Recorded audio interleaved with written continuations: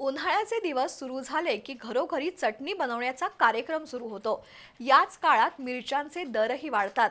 मात्र यंदा संकेश्वरी आणि काश्मीरी बॅडगी मिरचीनं ग्राहकांना जोरदार झटका दिलाय।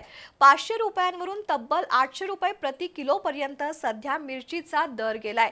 हुबळी बॅडगी, संकेश्वरी, जवारी आणि लवंगी मिरचीचे दर वाढल्यानं यंदाची चटणी गृहिणींच्या डोळ्यात पाणी आणणारी आहे। उन्हाळ्याच्या दिवसात अनेक घरांमध्ये वर्षभराची चटणी बनवली जाते। बाजारातून मिरची घ्यायची, ती वाळवायची आणि त्याची चटणी बनवायची, असा अनेक गृहिणींचा कार्यक्रम असतो। पण यंदा मिरचीच्या दरानं ग्राहकांना जोर का झटका दिलाय। संकेश्वरी मिरची 1500 रुपये प्रति किलो दरावर आहे, तर दुसरीकडे उत्तम प्रतीची काश्मीरी बॅडगी मिरची 500 रुपयांवरून 800 रुपये प्रति किलो पर्यंत गेली आहे। हुबळी बॅडगी ही चटणीसाठी हमखास वापरली जाणारी मिरची 350 ते 400 रुपयांवरून थेट 600 रुपये प्रति किलो पर्यंत पोहोचली आहे, तर संकेश्वरी जवारी मिरची 200 रुपयांवरून 400 रुपयांवर गेली आहे। 200 रुपये प्रति किलो असणारी लवंगी मिरची सुद्धा 300 रुपयांपर्यंत पोहोचल्याचं विक्रेत्यांनी सांगितलं। बेडगी 800 रुपये दर झाला आता।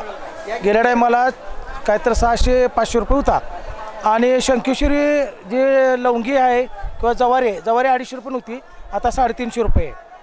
आणि लवंगी आहे ती आता 300 रुपये, मागच्या टायमाला 200 रुपये होती। आणि हुबळी बॅडगी आहे एक नंबर, काश्मीरी म्हणतात तिला, किंवा रायचूर बॅडगी। हां, रायचूर बॅडगी गेल्या वर्षी ती होती किती 350 रुपयानं, आता 600 रुपये 500 रुपये चालू आहे, असा दर वाढ आहे।